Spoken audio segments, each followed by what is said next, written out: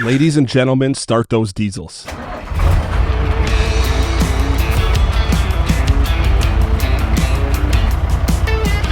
This is Keep On Trucking, a brand new podcast geared towards you, the trucking enthusiast.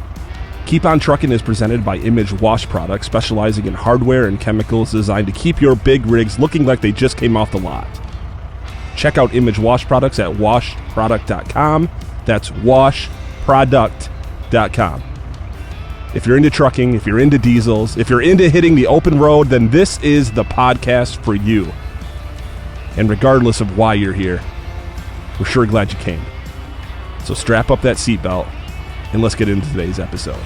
I'm your host, Kirk Ross, coming at you from Grand Rapids, Michigan, reminding you to always keep on trucking. Let's start the show.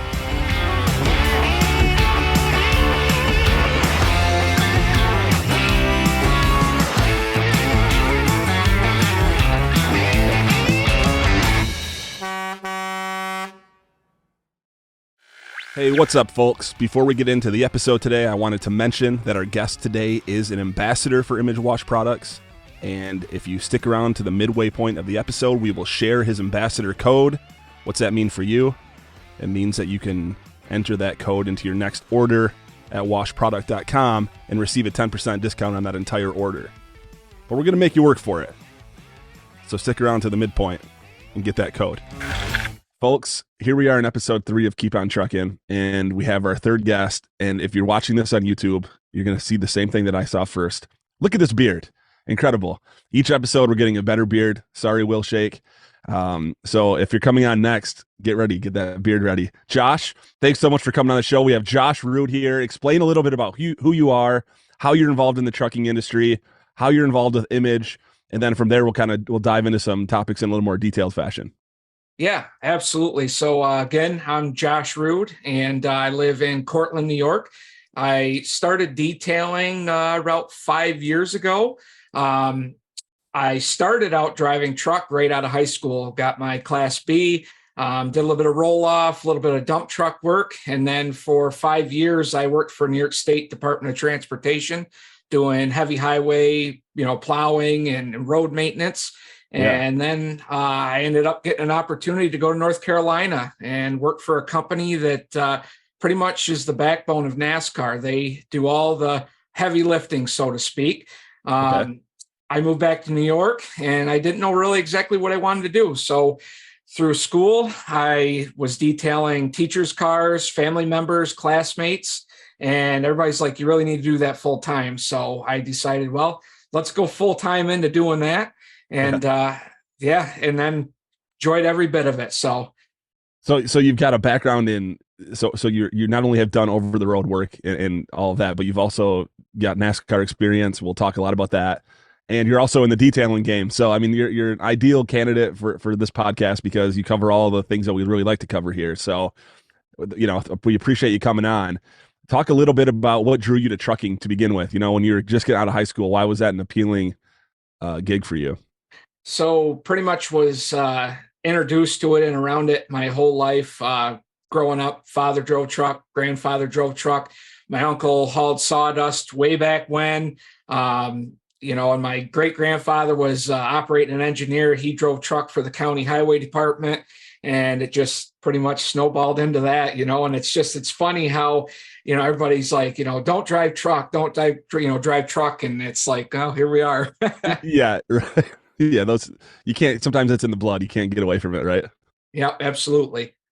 So do you have an allegiance? I think I know the answer to this, but what kind of truck? What's your truck? Like, what's your ideal brand? What's your ideal model? All right, so I've been in the seat of just about everything that brand, flavor. And it's going to be Peterbilt. I drove a 389 for Champion, and by far being able to have comfort and maneuverability and just overall, not having breakdowns. It was just that's my choice. I mean, I'm driving a Freightliner Cascadia now, and it's a brand hammer new truck. I got it at 300 miles. I think it's got 9 or 10 on it now. Just the comfort of it's really good on the Peterbilts. Yeah. No shade to the Freightliner, but You've been jaded by the 389, right? Yeah. Right. Well, the Freightliner, they've really perfected it. It's a lightweight truck. It's a good fleet truck. The cost of it is right where it needs to be for a fleet truck, to have them. So, they've hit that market and they're doing very well at it. So, Yeah, exactly. Yeah, it's reliable. It just might not have as many features and all that, but it's going to get the job done. And yeah, I mean, I personally have never driven myself, but like when I see a Freightliner, I don't hate the look of them either. You can tell right. it's a little bit different vibe than a Pete or a Kenworth, but gets the job done. Yeah. Well, as long as it's clean on the inside, that makes me feel good. Right. Right. So when you're in the NASCAR game, so what are the data, a weekly kind of leading up to a race and on race day and all that? How did all that look? So I had a friend of mine actually send me over the link to apply for them. And Champion is a company that started out hauling wheels and tires for Goodyear. They then expanded into hauling all the pit boxes, crash carts, PRCs, golf carts, cooking equipment. Then they actually got the contract to haul all the air Titans for the track drying operations. Yeah. And so they also have a facility that's in Cornelius that's right next to Goodyear. They spec all the wheels and tires. So after the race, they get sent there, dismounted, and then checked for any irregularities of the rim. And then they get loaded back on a trailer and back onto the next race. But yeah, so pretty much you're track to track, you're living, at a hotel, the truck, and you get there, you unload, you're there before anybody else. Like you're there before the fans are even there. Right. You get everything unloaded. They also bottle all the pit boxes with nitrogen for the running the air guns and all that. So unload day is pretty big. I mean, it's a lot of manpower, a lot of boots on the ground, and you're busting your butt the whole day to get stuff bottled, get it where it needs to go. You're looking overall where the teams are going to be, the pit stalls. So it's big. It's really a big part of what NASCAR is, to get their stuff to the track and on time and safe and have it there. Because I mean, if we don't show up, it's not going to happen. Yeah, that's all the background work that nobody really even thinks about when they see this big production on a Sunday. They don't think about necessarily all the stuff that went into that for days and days. Yeah, absolutely. And the same way with hauling all the timing equipment for pit road, the media equipment, that all gets hauled by Champion. Champion, like I said, also hauls all the Toyota Tundras. So if it's a raining or, there any precipitation, Champion's out there operating those Toyota Tundras. So there's a whole group of guys. It's all sectioned up: Cup, Xfinity, Air Tundras. So yeah, it's pretty crazy. And you're always doing something. Xfinity to Cup, they switch all the boxes over. So you got everybody there switching equipment and moving stuff. And then Sunday, big show. It's kind of depending on what you're doing. You might be throwing tires. You might be on Air Tundras. You might get lucky and be able to grab an hour or two of sleep. But when the race is over, it's game on. I mean, there's 60 plus guys with, and gals that have their boots on the ground that are loading boxes and equipment, roughly give or take. As the season goes on, it gets a little quicker, but it's about 10 hours to load everything up. And once you do, it's high five, we got it done, and on to the next one. You're in the truck and moving. That's pretty cool. I mean, so if when you were driving for them, were you also you're also handling the unload and all of that other stuff. So it's not just a driving job. I would say 10% of the job is like driving. The rest of it's all you're working your butt off. And I mean, you get in a mindset of like, let's get this done. But every once in a while, you have to just take a step back and go, we're here. This is it. This is like the top tier of motorsports. You're here and you're making it happen. Yeah, and I'm sure you grew up liking that too, right? Like you were into that. I grew up when I was old enough to just know what it was. Absolutely. Yeah. That's cool. That's cool. So then how long did you do that NASCAR gig? And then what kind of led you out of there? Were you doing detailing work? Maybe not during the season, but like in the off season during that time? Have you been doing that this whole length of time, or did you kind of walk away from that for a minute? So it's been hit or miss. Like, I mean, I've been doing it on and off every job that I've had. It's always, maybe 10, 11 cars a year I do for my buddies or, again, family. And when I moved down there, I wanted to just do that. But they always bet on when we come back to the shop, they would come back, it'd be if we were close by and we were coming back, they'd always bet like Charlotte. Everybody went home. They wanted to go home. Well, I wheeled into the racetrack with everything just top notch. So at 1, 2 in the morning, I washed the truck, waxed it, cleaned it, and had it looking good. So they were all taking bets on whether my stuff would be clean or not. And I always ended up, it was clean. So yeah, your off time being new to North Carolina, I wanted to just travel. I wanted to go see everything. So I kind of put it on hold for a while. Yep. Yeah. Yeah. But well, you must be, you probably keep your personal stuff clean. I mean, I feel like detailers in general have some form of OCD to some degree, and that's what makes you a good detailer. So how did that look throughout your life? I mean, have you always kept your stuff clean, keeping your bike clean when you were a little kid and all that? Yep, absolutely. And it was just funny because, when I started driving, it's like they always didn't want to ride with me because I was so OCD. It's like I had everything clean, towels on the floor. And it's like, man, if you mess this up, you're going to be here tomorrow cleaning it up. So they're like, let's just not even ride with him because you don't even want to even mess his car up, Yeah, for sure.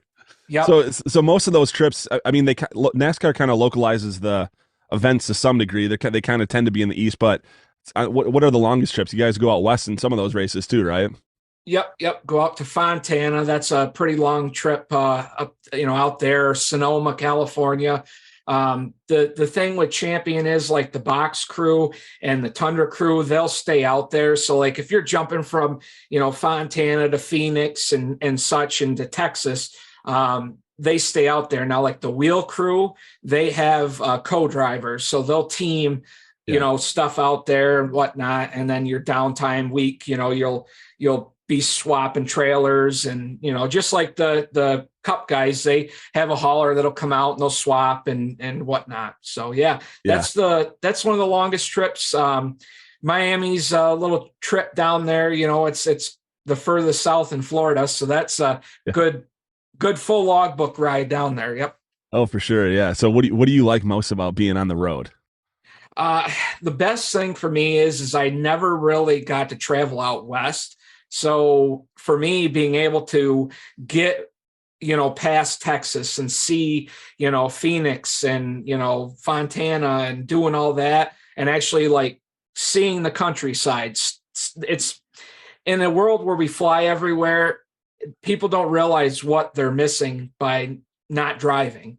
Yeah. And especially in the US, like some people, leave the country a lot. I mean, I've traveled internationally as well, but we have so many different landscapes and climates and cultures within the US that we all forget that there's so much at our fingertips just on a highway system that frankly no other country really has, where you can just drive on the open road for like multiple days in a row, and when you're going out West, there's times where you don't see another car maybe for 100 miles or something. It's fun. It really is. I mean, you focus on the job you have at hand. And it's like some days you just got to step back and go, man, I'm actually seeing, the countryside and I'm actually traveling. And I recommend every single person to 1, move out of their hometown and 2, take a cross country trip from east to west just once in their life and they'll enjoy it. Yeah. And that's another beautiful thing too, is you were able to do that while you were getting paid, as opposed to just going out of pocket for a vacation, that's like a different thing. Yep. And to be able to do it in a vehicle, it's just, everybody talks about, well, that's not your truck. Why you spend so much time on it? And it's like, well, this company is entrusting me enough with close to $600,000 worth of equipment going down the road. And it's a projection of me to keep it clean and maintain. And they were by far some of the best equipment looking and mechanical that I've ever drove. So it's nice to have that behind you, knowing that it's like, you're large and in charge rolling down the road. Oh yeah. I mean, if you were renting an apartment, you'd still want to keep your bedroom clean too. You're spending a bunch of time in it. You're psychologically feeling better when things around you are in order. As I look at my really messy desk, by the way, but I know when I clean my desk, I have a more productive day. It's like, yeah, I mean, that's pretty crazy. So how did Champion, obviously you were handling your own truck. You were making sure that was clean because it's you. But what did the average driver do? Was everyone responsible for keeping their equipment clean, or did they have an in-house wash bay, or did you guys go to the Beacon, or what did that all look like? So they had for a while a company that would travel track to track and wash our trucks at the track. With COVID and cost of travel, that kind of went away. Yeah. So now there's a few different companies at each track doing it. A few tracks where they aren't having anybody, we stop at the Blue Beacon. But the biggest thing, like my truck, I put the wax replacement on it and I did it 4 or 5 times. So again, when you're even going to the Blue Beacon and they're doing their thing and I can come out with my, leaf blower and blow it dry and hand wax it and wipe it down with the quick detailer, Yeah. it's mint. Yeah. Do the prep work up front so then your next washes are a little easier, right? That's what I'm hearing. Yep. And that was kind of my routine on a Sunday. We'd get out of the hotel, get to the track, and if I didn't have anything going on, I'm there wiping down the rims and the stacks and the windshield. I'm cleaning the inside out, pulling the towels, dusting off everything. So that way the next leg of things, everything's looking good. Yeah. I mean, hey, that's perfect. I couldn't have written that any better. That's exactly what you want to hear. And so, Yep. folks, if you're wondering what does it take to be an ambassador, this is the kind of mentality you have to have. You have to actually be passionate about keeping things clean, and you have to be passionate about doing the work because it's not exactly easy work necessarily either. It's not as easy as sitting around and catching the race for a couple hours than it is to, wax your truck down. But that's what it takes. Yeah. Yep. Absolutely. So that life got kind of old just because you were on the road so much, or what was? So 2019, I went down there, and then my grandmother ended up getting sick. So I kind of moved back just to be with family and whatnot. And then I met a gal, and we got a house, and that kind of goes from there.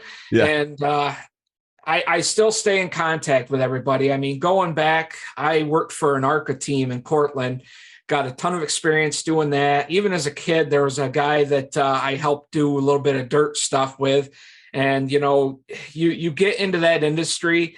And if you're a good person and like you're a very likable person and you work hard, you meet a lot of people and you never, ever lose them as contacts or friends. And it goes both ways for you and them. So last year, I kind of just wanted to get after it again. So last year I ended up talking to them and they're like, yeah, we'd be more than happy to have you for 8-9 races. So that's what I did last year. I worked the last, I think 8 or 9 races of the season last year. Yeah. That's a little more manageable too. If you got some home obligations, you can, it's not quite the haul. When you were doing it full time, you take off in February and get back in November. Is that about what it is? Yeah. Yeah. It's about 1 month off is what you have. 1 month off. Yeah. You better, you better stay home during that month because you've been on the road a lot. Yeah. That's right. That's crazy. So we appreciate that you use Image Wash products, and we know that you probably have some other products you're using too, and that's fine. There's space for all sorts of different chemicals out there. But what in a typical detailing game, are you washing trucks? Are you washing personal vehicles? Kind of a mix of all that. And what products are you using depending on what you're seeing? So I would say my biggest thing is personal vehicles from everybody doing that. Motorcycles. I've been doing a lot of motorcycles. I worked for a shop. It's a repair shop, but they also like to offer, their bike being cleaned and whatnot. Yeah. So I guess the biggest thing, like the iron decon works amazing. Like by far one of the strongest iron decons that actually works. Bug remover, that's a big one too. I mean, especially when I worked for Champion doing that. I mean, just being able to spritz that on even before it goes into the Blue Beacon. I mean, I'm right as I'm going in, I'm hitting everything with that. That's a big help because it cuts down a lot of time for me scrubbing and stuff falls off. Right. And then to really end it, I mean, the wax replacement is phenomenal because that cuts down half the time. I did a camper and hand waxed the camper. And then once that was like the first few that I did as my detailing game was going on. And then I found out about Image Wash and I'm like, this wax replacement stuff is going to be great. And I ordered it and I hit the camper with it after, washing it with the platinum wash. And boy, I mean, just knowing that the next time I come detail that camper, that it's going to cut the time down even, significantly amount because everything's just falling right off of it. Yeah. And everybody is like, I've never had a gloss like that. And I've never had it clean up as good. Right. without that. Yeah. Yeah. I mean, I think we have some folks that use it on side by sides up here in Michigan, and we were told that they put it on really thick. I mean, much heavier than we kind of Oh yeah. recommend. But they do that once or twice at the beginning of the year. Then all they do is spray their side by sides down until then at the end of the year they actually wash them down again, and it basically just falls off. So we always like to hear that people like the wax. It seems to be one of the most impressive products just to watch it. I think the iron remover does that too, just because you see it when you spray that stuff on, you see it turn like that dark red color, so you know it's working. And Yep. same with when you spray the wax replacement on, you get a nice foamy lather, but then you also see the beading happen right away, and it's just kind of like when you can see stuff happen immediately, it's a good wow factor for your clients that are watching, I imagine. Yeah, absolutely. And that wax replacement, once it gets on a nice shiny floor, it'll bead right off the floor too. Yeah, yeah, exactly. Yeah. Yep. Don't use it in the shower, folks. But we've heard good results. No, absolutely not. Do not. You must Yeah, be talking to Adam then. yeah, that's right. Yeah, he's got a part of his weekly wash protocol. Yeah, yeah. So I see you're pretty active on TikTok as well, and you have. Yeah. First off, I'd be remiss if I didn't mention you have a beautiful singing voice. Well, John Deere's the only thing we drive. Plowing, planting, cropping, it's a way of life. Monday to Sunday working overtime. This ain't no 9 to 5. Oh, well, thanks. Is that just from are you an actual are you in the music, or is that just from hitting the road all the time and singing the whole time down the road? I guess it's just hitting the road and singing going down the road, I guess. The truck I drive now actually has a driving facing camera, and I'm like, boy, I'd hate to see that at the end of the day if anybody's watching. Yeah, carpool karaoke. Yeah. So what exactly are you driving now? Are you driving a Freightliner? But what are you hauling, and are you working for a company? Are you owner operator? How's that all look? So I decided this winter I wanted to get back into full-time trucking. I mean, I had a great 4 or 5 years detailing. I enjoyed every bit of it.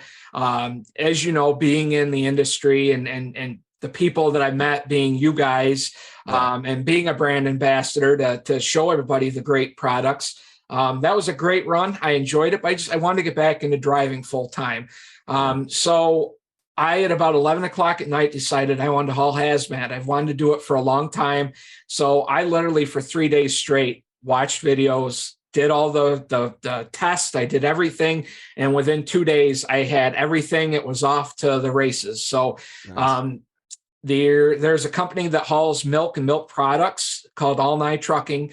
They are bread and butter as milk and milk products, but they also have a fuel division, which they're roughly about 10 minutes from me. They're close by. They recently acquired a new company, and there's 3 other fuel hauling companies that have joined that to dispatch evenly and be able to, have everything in a general area. So you're not trucking across state lines. You got all the customers in one database. So I contacted them. I worked part-time for them in the winter hauling milk for 2 years, I think. So I called them, talked to Matt, and Matt was like, hey, yeah, we want you to come on. We'll put you on. So let's go on. And one day, boom, I was hauling milk. So I got everything in the mail. We're good to go. They're going to start training me the end of this month. And then hopefully about mid-May, end of May, I'll be full-time hauling fuel. So. No, that's exciting. Congrats, man. I mean, for those of you you listening and you're worried about getting your hazmat, and you're kind of putting it off because you don't know if you're ready, you can make it happen in a couple of days if you really put your mind to it. Quit making excuses and get it done, folks. Yeah. So no, I mean, I showed up there and they know me from before. Just I take care of everything. Everything's in place and neat. They do swap seat trucks. I mean, obviously today I have my truck that when I'm there, I'm in it and I'm running 18 hours a day. So I'm the only one in it, but like today they'll have somebody in it, but I have my towels on the floor. Everything's neat. I'll come in an hour early or 2 hours early tomorrow. I'll wash it once over and away I go. So, but just to be able to have a truck that had 300 miles on it for them to go, here you go. It's just, it's not tooting your own horn, but it just says something that's like, if you take pride in what you do, and again, I get paid by the load. I'm not on an hourly clock. So like, it's my time that I'm doing it, but I ride around in it every day. And when I get out of it, I want to show a representation of myself and obviously representation of, I used all the products from Image in there, the final shine and interior detailer, everything. Yeah. Not to mention the company that like you said, they're putting a lot of faith in you. And that's a good way to express gratitude back is to, reflect what they would want for their company too. You're not just a steering wheel babysitter, as they say. Yep, absolutely.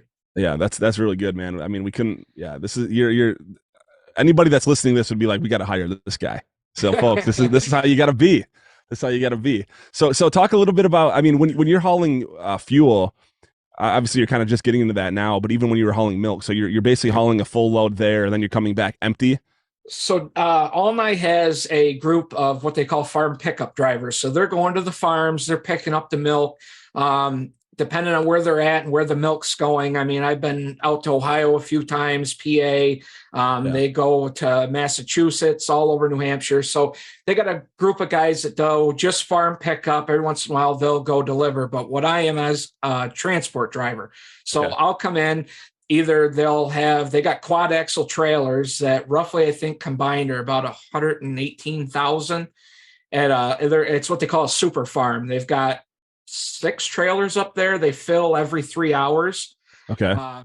So I'll either go up there, pick a trailer up, go to wherever it needs to go, whatever plan it's going to, and bring the trailer back. And then I'll grab another one, usually 2, sometimes 3 a day.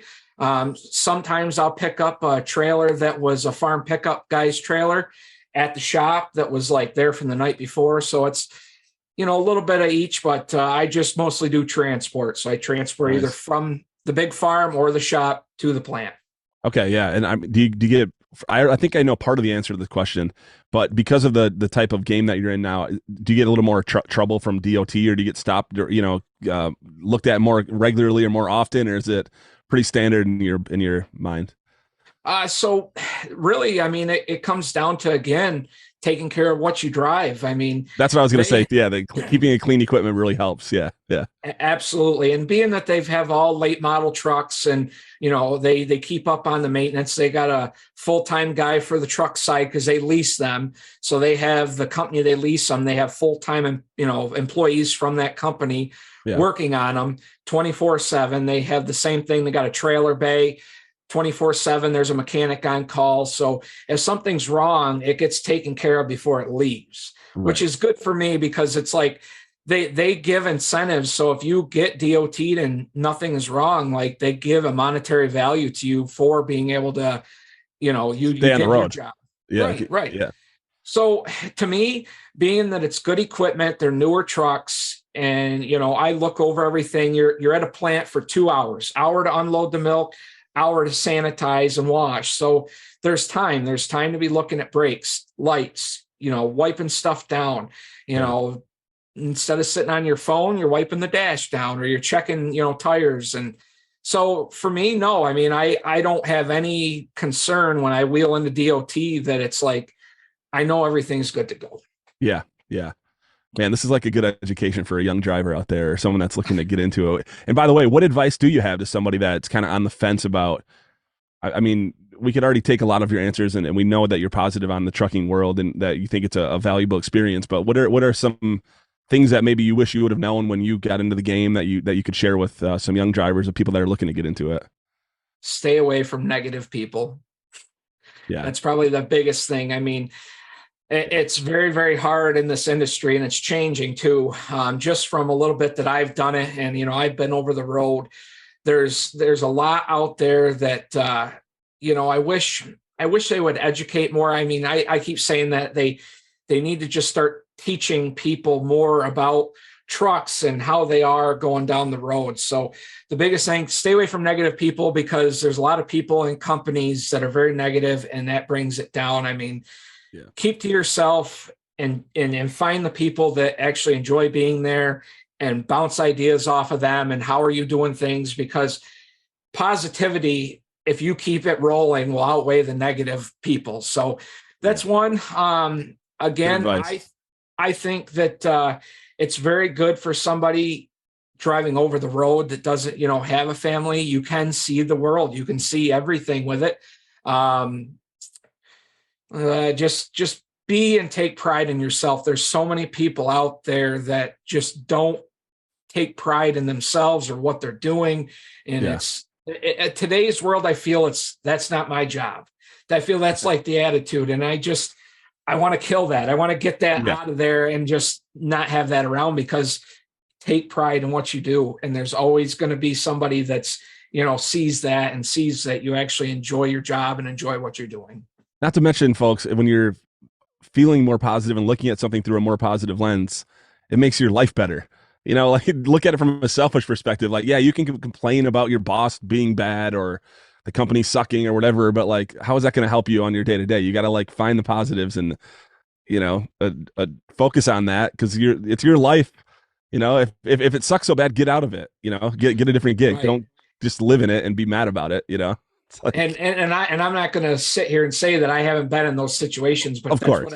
That's what I've learned from. I mean, I was negative and I learned that it's like, well, this isn't good. You need to change. So yeah, it's the trucking industry is really good. It's changing again with ELDs and now all the trucks got sensors on them. So it's a little harder to navigate and get around traffic with a governed truck that has sensors that only lets you get so close to another vehicle. So it's changing, but you got to learn things. You got to be open to advancing your career too. Yeah. And that, by the way, that advice about positivity applies to any game that you're in. So if you're listening to Keep on Trucking, it's a high likelihood that you're probably in the trucking world. But if you're not, stay positive. I love it, man. I love it. Yeah. So what's your, what's kind of what do you get into when you're not driving or you're not detailing? I mean, what's you got to be kind of tired, I imagine, when you're not doing all that stuff. But what else do you make time for? Well, the last few months have been pretty crazy hauling milk just because obviously the driver shortage and I'm a workaholic. I just go. But I did last year buy a fairly new motorcycle. So I enjoyed doing that. I put 200 miles on it last year because I was working so much. But I enjoy riding motorcycle. I enjoy traveling and being able to do a lot of things. I've been out to Los Angeles, Nashville, Miami, and enjoy flying. Here, I think it's going to be mid-June. A buddy of mine is in the United States Air Force up in Anchorage, Alaska.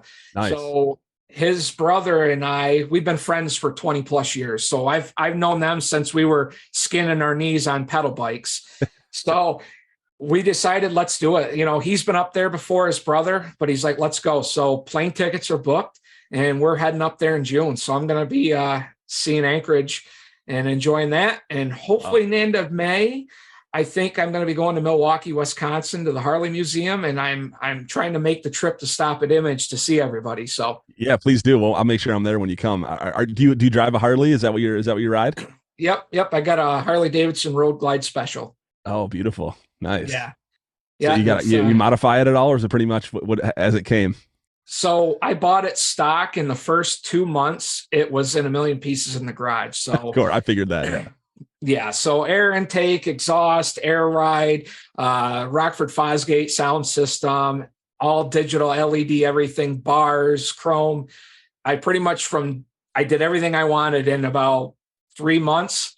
And then I entered it into the car show and got first place with it. So that was that was like the seal of approval. Yeah. I mean, it doesn't get any better than that. Hey, how do you handle your beard when you're flying down the road at 90 miles an hour? Oh boy. Sometimes you got to just be a girl and put a hair tie on it. Yeah. I was wondering if you do the pigtail. Yeah. Yep. You get bugs in that thing, I imagine. Well, I try to wear like a bandana or something like right below here just to kind of keep it clean, People are wondering why I'm focusing so much on the beard. It's just an impressive beard. I'm really trying to drive people to the YouTube channel, Go check it out for yourself. Yeah. And now the moment you've all been waiting for, the discount code for this week's ambassador. You might have guessed it. The discount code is Josh Rood. JOSHROOD. All one word, no spaces.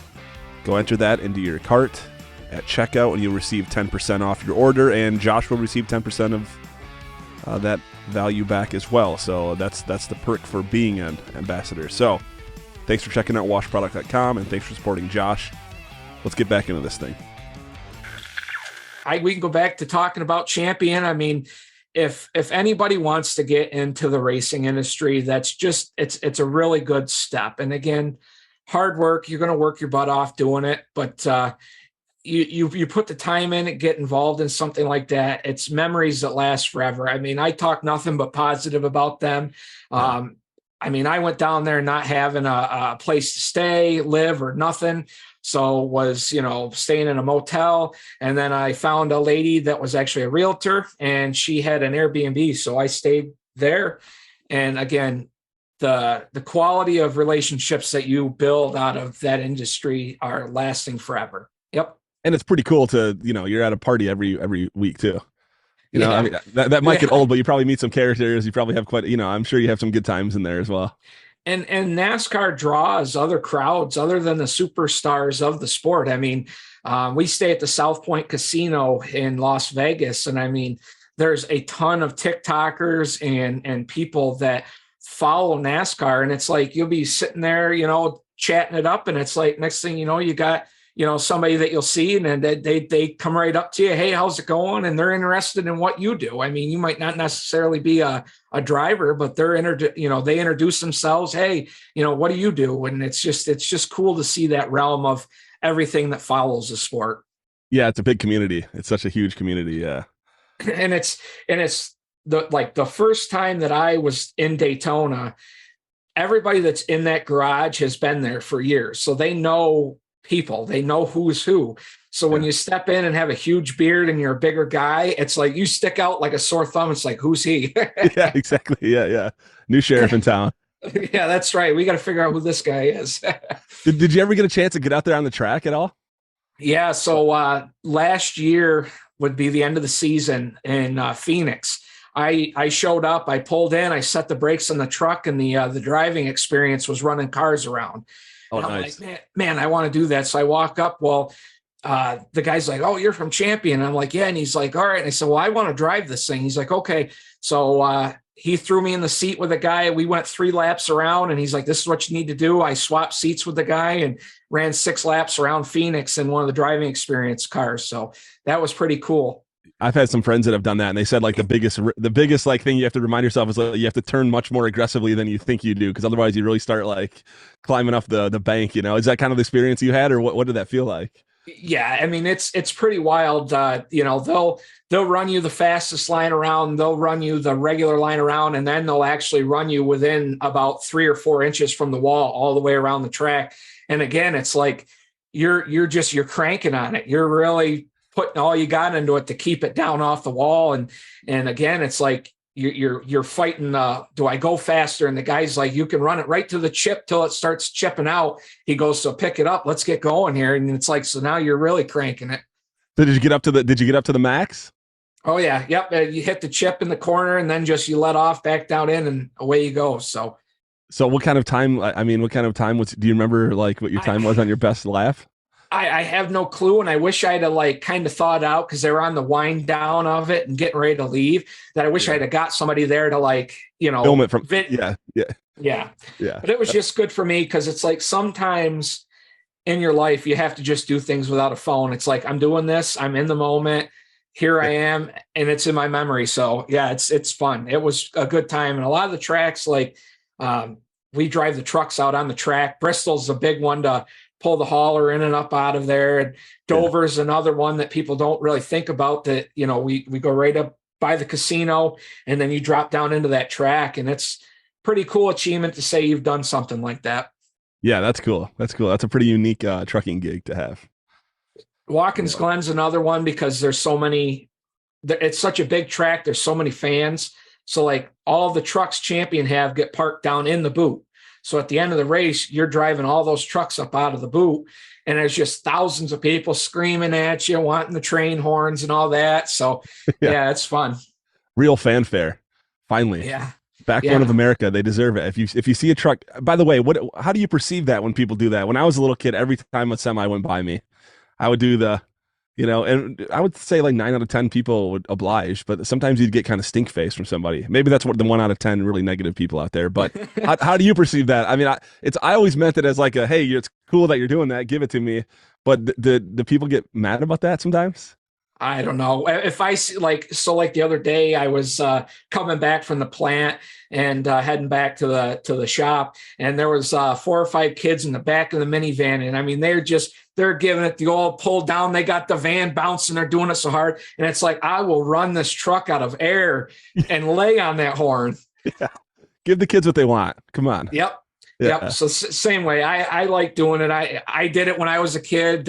Again, the friends that I'm going up to Anchorage with, their house was right near one of the main highway. And it was like everyone that went by, if we were outside, let's get them to hit the horn. Yeah, I'm on the other end of that. So it's like, I will empty every air tank in this truck. We were just at the MATS show, the Mid-America Truck Show down in Louisville this past weekend. I guess last week, I should say. And what an borderline overwhelming event. Just the amount of, I mean, quite a few trucks, but just the amount of vendors there and the amount of trucking enthusiasts. It was a pretty cool thing. We heard a lot of air horns going, I'll tell you that. I think next year I'm already looking for a hotel to go, because I've always wanted to go. I've always said I was going to go, and I think I'm going to grab a hotel here when I can get figured out what's going on for next year, because I've always wanted to go to that. So fun story about that. I actually went, but I was in my mom's tummy. She was pregnant with me when she was there. That's actually, so you really had no choice but to get into trucking. I mean, it absolutely was in your genes at that point. Yeah, absolutely. It's funny. I tell that story to people, talking about Matt's and my buddy, and I'm like, well, I was there once, but I don't remember it. My mom was pregnant for me. So yeah. Yeah. So what year would that have been? 93. 93. Man, you're still a young buck. You've got a lot of experiences. You're still a young buck though. I feel 80 though. I know. Yeah. It's like I got the mindset of like, hey, I'm just 21. And then it's like, but no, I'm 29. And then it's like, but I feel like I'm 70. Yeah, I started getting into passenger cars and stuff. I'm from the Detroit area, so we went to the auto show every year. Yep. And I kind of first really started taking a really severe interest myself, not just like from my dad, in like 1995, right? So to this day, when I see a vehicle and it says like it's a year of a 95, in my head, I have to like remind myself that that's not still a brand new car. I'll see like a 2006 or something. I'm like, oh, that's, and I'm thinking, oh man, that's a 17-year-old car now.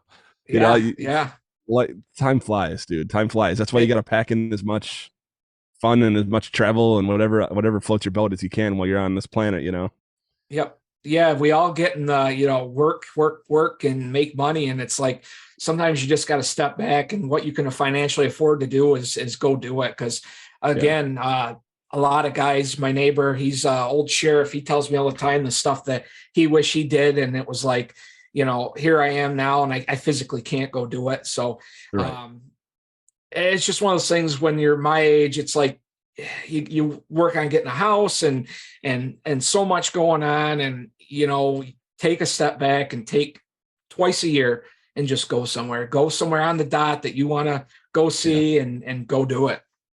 Yeah. And something I've learned too is like the things that the events or the vacations or the moments in life that kind of tend to be the most enjoyable oftentimes are the more spontaneous ones too. It's like when you plan something out 6 months in advance, you have a lot of expectations by the time that event gets there, and it's unlikely you're going to live up to everything that you thought it was going to be, but when you just decide on a whim to go do something, zero time for expectations, you get there, you're in the moment, you're more present. So, I think, and of course, if you can find a gig like you've had where you can get paid to travel places, that's icing on the cake. Yep. And it's hard because my grandfather always said, because he's an owner operator, and he was always talking about, he's been everywhere and done everything, but being an owner operator, it's like, get this off and we're on down the road. At least with what I had a buffer of 2 days to be able to like go jump in a, company car or a rental car to, go see the Hoover Dam, or, go down to the Pawn Star shop, or, go see Counts Customs or whatever, and it's like, and it's fun because I was always motivated to like, all right, what are we doing? So I always tried to grab 3 other guys so we could all go in one car. And they always were like, all right, he's planning something, but they had been there before. So like they knew, okay, yeah, that's good, or no, or we're going to eat here because that place is bad. So it's like, I had the motivation to go and do, but I had the experience of everybody else with me to say, yeah, let's go. Yeah. Yeah. Don't go to that spot. I got food poisoning from that restaurant. Stay away from that one. Yeah. Yeah. Right. I don't know about you, but Denny's, oh man, I could stay far away from those. Dude, Uh, I most of my like when we were too boozy in college, that was always our spot because it'd be open till all night. So that was always our late night or early morning feast. So I don't have the clearest memories of that place, but I don't have a strong desire to go back either. See, you got to step it up just one more and hit the Waffle House. Oh yeah, yeah. I mean, the amount of Waffle Houses is alarming down in that NASCAR circuit area. Some Oh exits yeah. will have multiple Waffle Houses. It's awesome. Yep. Yeah, That and I think the Wawas because they're open late. That was it was either Waffle House or Wawa. yeah, yeah, Now I'm a diner guy. I want to find like the smallest diner in town. That's where I want to go. yeah. Hey, I've got a spot for you when you come visit us at Image out here out West Michigan. I've got a perfect place in mind for you. Perfect. Yeah, still like I don't even know if they take cards even to this day. They're still like writing it out on a sheet. I think they don't have free refill. It's like it's just super. It's like it hasn't changed since 1972. Perfect. Perfect. Exactly. Probably the prices are a little more though. A little bit, but I mean, you go to McDonald's now and it's $10 for a value meal. So Yeah. Oof.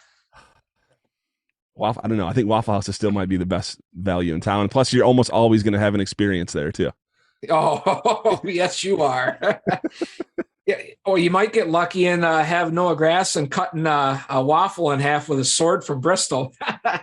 That occurred. That happened. That occurred. Yep, he brought the trophy and his sword to Waffle House and picked a waffle up with the sword. So, Did he eat it off of that thing? I don't remember. I think so. I think he tried. It either fell or he got it. But yeah, absolutely.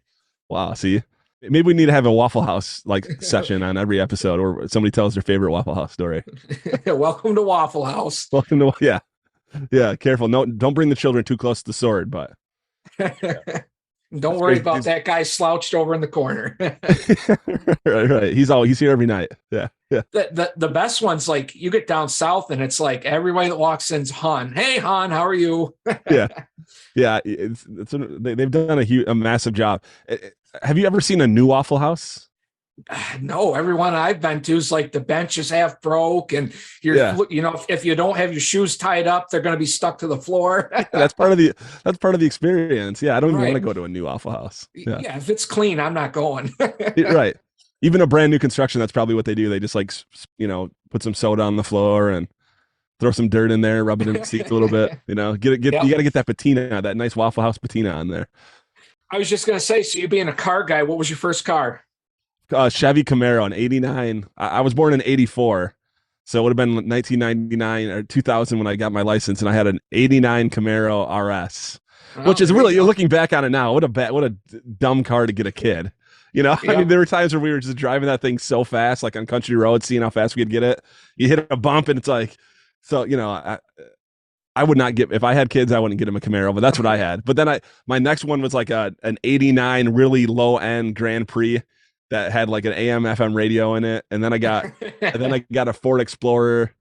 But yeah, the Camaro is kind of that's the car I have the most nostalgia for. It had T-tops, so you have to wrap them in a blanket after you take them off and put them in the back and hope they don't break. It's a lot of work, but man, it's pretty cool. Yeah. That's what about great. you? What was your first car? It was a silver 2001 Pontiac Grand Am GT.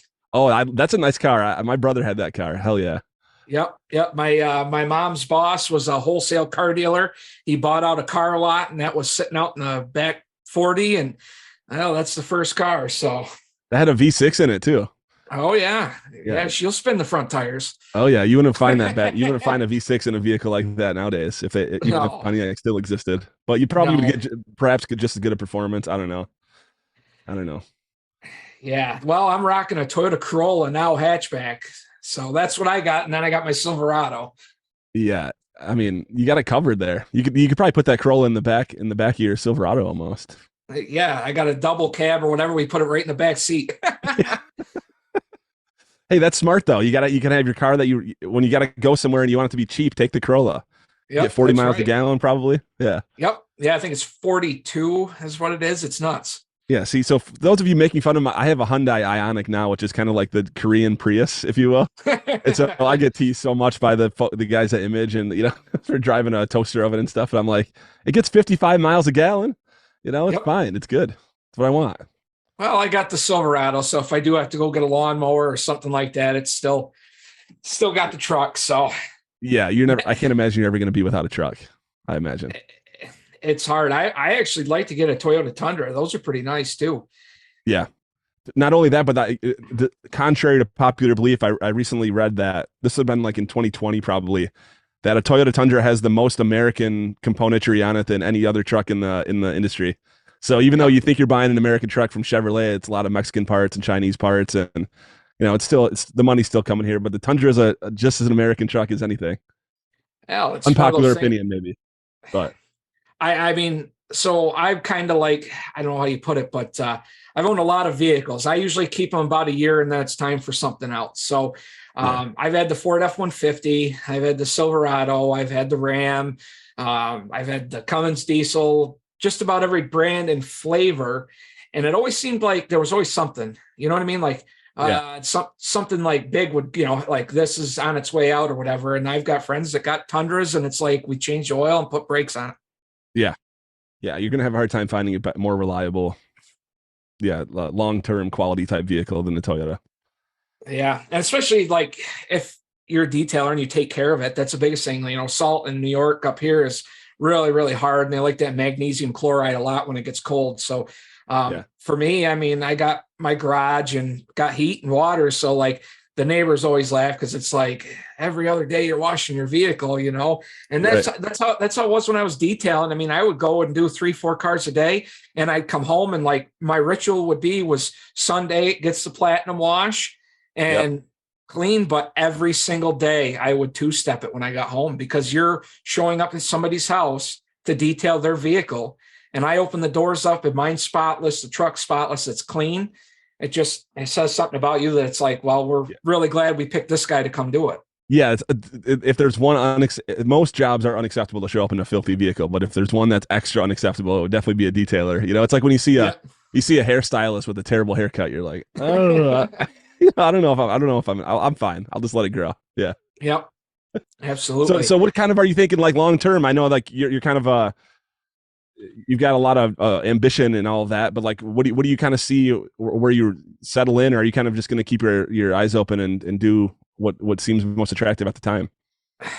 It's I've always said that. I mean, it's funny you go through life like I've had, 4-year jobs and then it's like I don't ever doubt anybody or like look down at somebody to like jump to the next job or find something different. So as of right now, I mean, I'm putting all my effort into hauling fuel. Yep. I've still got, I think, around 7 or 8 people that bought gift cards over the winter. So, on my days off, I'll still be detailing or, do one here, do one there. I'm always going to do that. That's just something that Yeah. I enjoy doing. And I enjoy, when you take a vehicle and it's like it's been well loved and, lived in or whatever, and then you take care of it and you love it and make it really nice and they see it and it's like, wow, this hasn't been this clean since I bought it, or it was cleaner than when I bought it. So yeah, I mean, I'm full on to hauling fuel and wanting to do that and really get some experience into that. I mean, I've got my hand in mechanical work and buying and selling and flipping equipment and doing a whole handful of stuff in life to have a general knowledge of things. And Yeah. I've got my head into where I want to be now, going with the fuel and still Perfect. detailing. But Yeah. hey, I mean, something else comes up that I don't know a lot about. I've always find interest to like, I'm going to do that until I'm the best at it. And then Yeah. I'm going to try to find something else. You got to just keep learning and learning new trades in life. Makes you a well-rounded person. It's just more fun too. Like you people, a lot of people say, man, I just remember when you were a kid, how fun everything was. Well, a big part of that, in my opinion, is that you were learning stuff when you were a kid. And that's Right. fun. That makes you feel something, like, wow, I'm getting better and smarter and improving myself. And then a lot of us get into the day to day and the doldrums of life, and you have to worry about the bills and the kids and all that, and you forget that, you Yeah. know, It's learning is where it's at. Pick up a guitar or something, or do something. Right. It's Yeah. funny. So my friend, he's like a brother from another mother. He's up there in Anchorage working in the Air Force. And Yeah. it's funny because when I had my bike, I mean, literally 2 days after I had the bags off, the tire off, the tank, the fairing, I had it all ripped apart on, cloth tables across the garage. And I sent a photo to him. And we were always tearing go-karts apart and doing stuff. And he texts me back and he goes, see, he goes, this is the point where I would be done. He goes, you can actually put it all back together. He goes, I never really mastered the putting it back together. More of a demo guy. Yeah. That Yeah. would've You ever yeah. remember Trick My Truck? The guy, let's tear it down. That was him. Yeah. Yeah. Just tear Right. it down. Well, man, you grew up in an era, and now we're all in this era where we have YouTube as well, and there's so much free education on YouTube, man. You can learn anything quickly. Yeah. Yeah. My toolbox says YouTube certified mechanic. That's hilarious. Yeah. You made a point. You made a comment earlier that, you wish that folks would know more about trucking or just about trucks in general. Yep. We have a customer of ours in Roseville Truck Wash up by Detroit, and they're Bosnian, the ownership, Okay. and they all came from Bosnia. They all learned there, but like trucking was a 3-year program there in Bosnia, and the Yep. first like year of it is all mechanics, like more of like a mechanics class than anything. And so by the Yep. time they're really certified out of Bosnia, like they can service their own trucks. They understand the science of it all. And then of course they know all the business side of it and the regulation side of it too. And I just thought that Yep. was a really interesting thing to hear. Like sometimes we forget that other countries sometimes have more holistic approaches on certain things that might benefit us too. Right. And especially like the owner operators and growing up in a family of them. I mean, you get stuck on the side of the road. It ain't in the budget to, call, towing company and have you get pulled to the speed co, mechanic. Right. And you got to be able, and that's the thing under the bunks. If you look in most bunks underneath owner operators trucks, it's a toolbox full of everything they need. Right. Most people keep, either a brake maxi or an air governor in there or fuel filters or five, Right. 6 quarts of oil. It's what you got to do to be successful. And again, I mean, it's the putting your nose to the grindstone and educating yourself on those topics, because again, you're not just a truck driver, you're a mechanic. You're sometimes a lawyer, you're sometimes an accountant, it's You're just a sales guy. Yeah. yeah. And you got to know those things. And I was fortunate enough. So my high school, there was another school that was a vocational school, and I took heavy equipment class there. So I did 2 Nice. years of heavy equipment, and the senior project was a John Deere 350B crawler that my grandfather had. And I ripped it down, every nut and bolt, track, transmission, motor, everything, and put it all back together, and it ran. So Pretty cool. It's just one of those things where it's like, sometimes you just have to do it. And it's like, well, if you mess up, then you learn. It's a learning experience. Yeah. Yeah. Yeah, for sure. Yeah, so don't take apart your brand new 389 or something unless you know for sure how to put it back together, and make sure you get approval from the boss too on that. But yeah. Void's warranty. yeah, right. All right, well, so now here's the time. So I want you to share with us your favorite trucking story from the road. What it can be, whatever. Oh boy. I know. Just probably, man, getting out west and being able to open a truck up, you know what I mean? Get it up to 80 mile an hour. And like, again, the sun's just coming up. You're just cruising and you're large and in charge. You got a nice truck. Everything's dialed in, the shine on the tires, the rims look good. I mean, and being able to travel with 3 or 4 guys that you work with to enjoy that, talk over the radio. That's pretty good story just to be able to like do that. Yeah, just the experience, the piece of it all too. Yeah. Right. And again, like I said, being out on the road, traveling with the guys you work with and your roommate and all that. You go to these places and, like, again, you go to Pawn Stars, you go see the Hoover Dam, you go down the strip down in Vegas. You get down to Miami and go see Miami-Dade and all that. It's fun. It's fun enjoying doing those, situations and places and seeing things. Hey, so you can tell in the way Josh thinks of things. He's a present guy. It's good. You have to be present to appreciate all this stuff. You have to be in the moment. You can't always be thinking about the next thing or looking at your phone or whatever. So I appreciate that mentality for sure. Yeah. We're going to have more and more distractions, the longer technology, the more of the stuff goes. So it's on us to find ways to separate ourselves from it and enjoy what you're doing. So I appreciate that. I appreciate where you're coming from there for sure. Well, thank you. And we appreciate you coming on. We appreciate that you're an ambassador. You heard at the halfway point of the show, you already heard that we shared his discount code, Josh Rood. That's JOSHROOD, right? Josh Rood. Not That's rude, correct. RUDEROOD. You can tell he's not rude. So It's don't. yeah, it's one of those things my whole life. It's like rude, and then you have to say it. It's a repetition thing now that it's like I have to say that. Yeah, R-double-O-D, baby. So Yep. check out washproduct.com and use that discount code Josh Rood when you check out, and you'll get 10%. And of course, Josh will get 10% of that too. And if you're interested in becoming an ambassador, continue to grow your social media, and more than anything, really understand that our expectation is that you have to be a guy like Josh who really cares about a guy or a gal like Josh who really cares about keeping stuff clean and who's going to, walk the walk and not just talk about how he likes stuff clean. So we appreciate that, man. It gives us a lot of credibility when folks like you with nice equipment and, a good mentality are helping rep the business. It's we couldn't do it without you, man. So, but it's one of those things where, it's an easy choice for me. And when I started first talking to Adam and getting the product and starting to use it, it made my job so much easier because the quality of it and how it actually worked and made it very, very easy for me to showcase what I can do because of the quality of products that I was being able to work with. And from just seeing how you guys operate, I mean, you go to Walmart and grab 7-8 things off the shelf, but it's not as it's the experience. I say being a brand ambassador is the experience, being able to do stuff like this. I talk to Adam almost every week, and it's like just seeing you guys grow and do your thing and put out good products. And like, if I had any question, I can just message Adam and it's like, there's the answer. right. So you can't do that at Walmart and when you're grabbing something off the shelf. So, it makes it very, very fun. And again, entertaining. I mean, I enjoy doing those videos and doing the brand ambassador stuff. I wasn't huge into doing that before I started doing it. Now it's like, well, let's make a TikTok, Yeah, it's kind of, it's kind of fun. We lose, just like we were talking about being a kid, you lose the learning stuff, but we also did a lot more creative stuff when we were kids too.